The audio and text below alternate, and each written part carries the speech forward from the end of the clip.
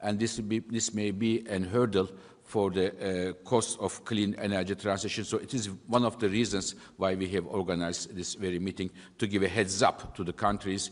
If you want to see a fast clean energy transition, one of the areas you have to put an eye on is the critical minerals, their mining, refining, and also manufacturing. I think I would answer your question by saying absolutely net zero by 2050 is achievable. And I'm so struck, because I've been at this a long time, not as long as Fatih, but some time, the transformation in relation to these issues compared to when I was last the Energy Secretary is just extraordinary. When I was the Energy Secretary between 2008 and 2010, people weren't even talking about net zero. Even the UK, which was one of the leaders, had an 80% reduction, which I legislated for, by 2050. Now 90% of the world's GDP, give or take, is covered by net zero.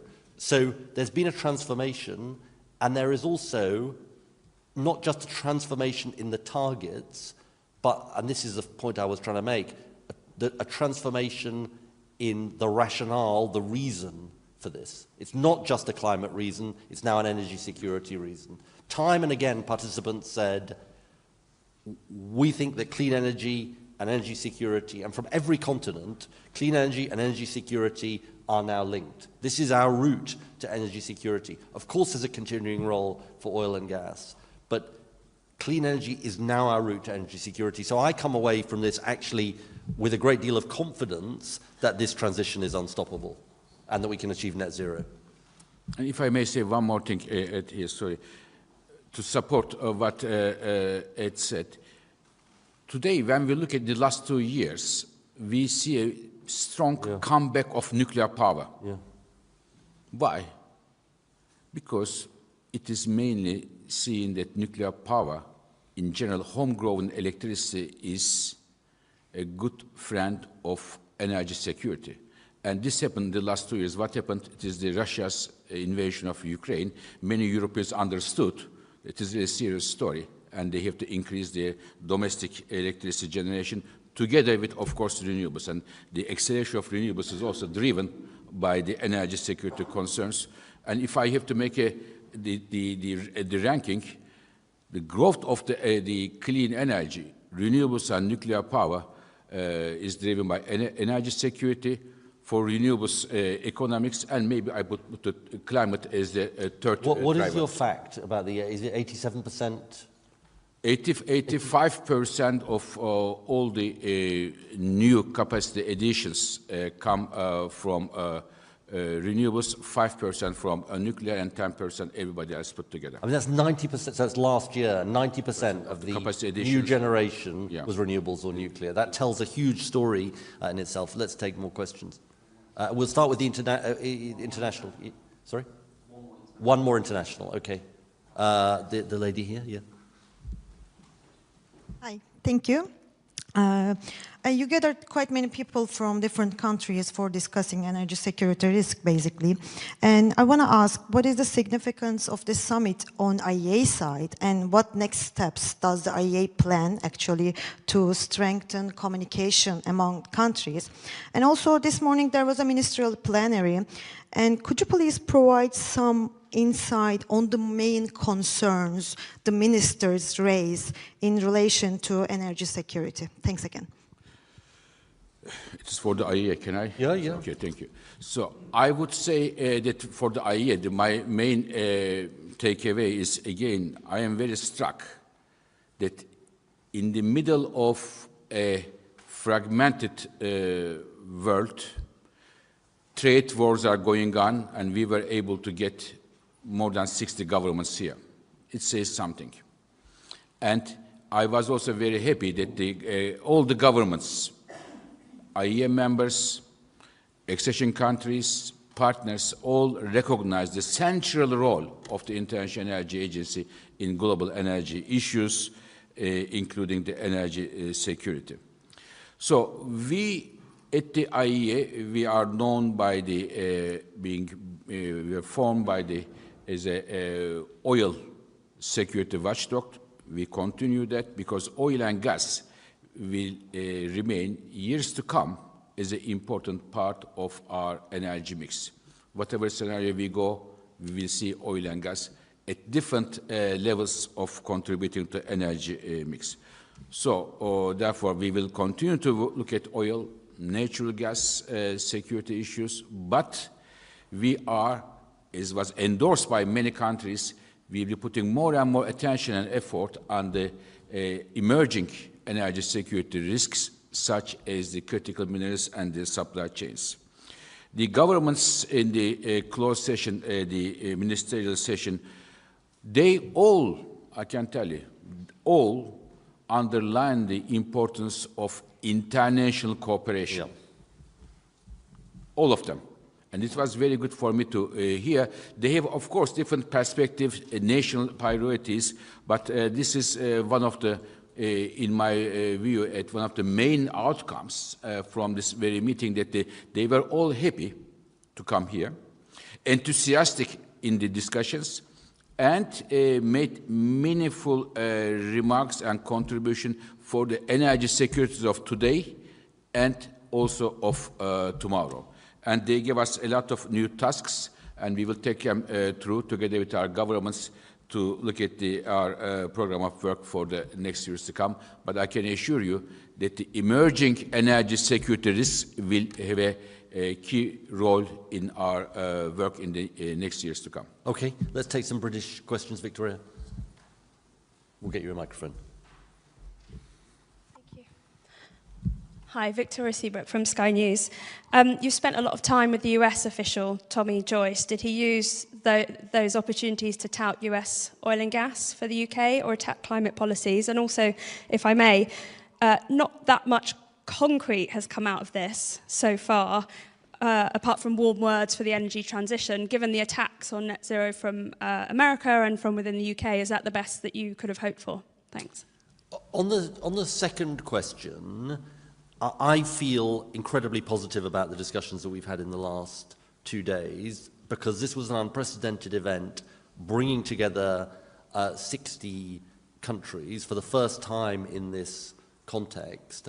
And what it was about doing was building dialogue and cooperating and coming together to work on shared solutions. And my sense about this is, whether it's on supply chains and the discussions we had this morning on the Global Clean Power Alliance, or on energy generation and how countries can work together on clean energy generation, or on critical minerals, or on lessons about power grids, there's a huge amount of cooperation going on, and there's massive value in this.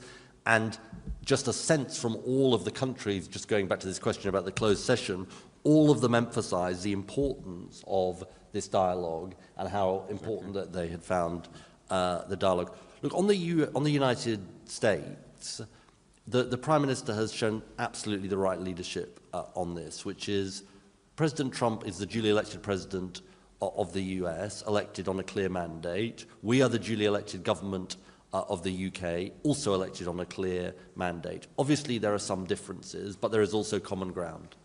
And part of our job as governments is to find common ground. So, for example, on nuclear, the US is interested in a nuclear renaissance, in building new nuclear as part of its energy mix. So is the United Kingdom. And we see real potential for nuclear, for SMRs, as well as large-scale nuclear. And part of our job is to find that common ground, to work together with the US on these issues, and they're the discussions that we had at this conference. Fiona, may I add one thing here, just for all of us to understand the composition of the participation. We have more than 10 net oil exporting countries.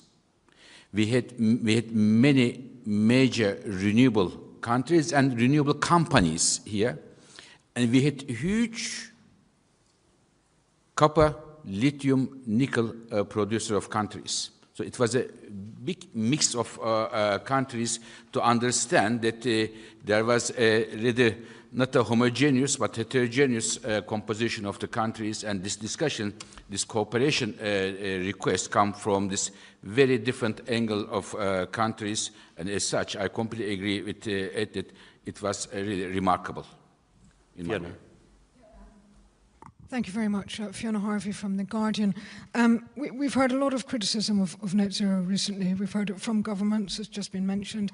We've heard it from across the political spectrum, from trade unions and from right-wing populists as well, and from companies and there's been a lot of attacks. Would you say that in the last 2 days you have silenced the critics of net zero? And what should those critics go and do now? Oh, that's a good question. Look, Fiona, I think the truth about this is that the Prime Minister could not have been clearer yesterday, which, in his words, that net zero and the clean energy transition are in the DNA of this government. And I thought that was an incredibly important, well-put phrase. And it's in the DNA of this government because it's about energy security, it's about good jobs and growth, including the 2,000 jobs that we were able to confirm yesterday as a result of HyNet, jobs that would not be happening with some of the opponents of net zero. And of course, it's about doing the right thing by future generations.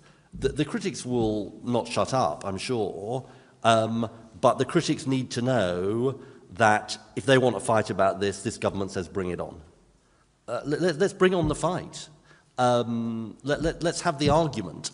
And any day of the week, any hour of the day, any month of the year, we will have the argument between cheap, clean renewables that give you energy security, lower bills, the biggest economic opportunity of the 21st century, against their case to say no to all that, to stick simply with expensive, insecure fossil fuels, which gave us the cost of living crisis, which ruined family finances, which ruined public finances, which ruined business finances, and they will say no to these huge job opportunities that are on offer. So whether it is political parties or other forces that want to take on net zero and the clean energy transition, they need to know this government is not for bending. This government is not for buckling. This government is standing firm. And you know what? I think the British people are on our side on this. Let's take Will. Have we got Will Hazel from the I? Yeah, Will. Thank you. Will Hazel from the iPaper. Ed, can you give a commitment that US exports to the UK will be subject to the carbon border adjustment mechanism, or when it comes into effect in 2027, or is this up for discussion in the current talks with the US over trade and tariffs? Look, I'm not going to get into the details of the trade talks with the US, but we've set out how the carbon border adjustment mechanism is going to work. I would just make this point, and it goes back to Victoria's question. You know, I think our cooperation with the US, is really important. And despite the differences in perspective, I genuinely believe that there is common ground to be forged, including on energy. If you take this issue of nuclear, they come at it from a different perspective, but for the same outcome, because they think nuclear is an essential part of the energy mix. If you take the issue of geothermal, for example, a potential source of power, it's also an area where they have an interest in these issues. And I think the fundamental thing here goes to what the British people would expect of us. I think the British people expect of us that we stick to the mandate on which they elected us, which we are absolutely going to do, as I said to Fiona in my question. And they also expect us to reach out and seek to find common ground. And that is what we're going to do. I think we're going to leave it there, ladies and gentlemen. Thank you so much for your attendance today. It's much appreciated. Thank you very much.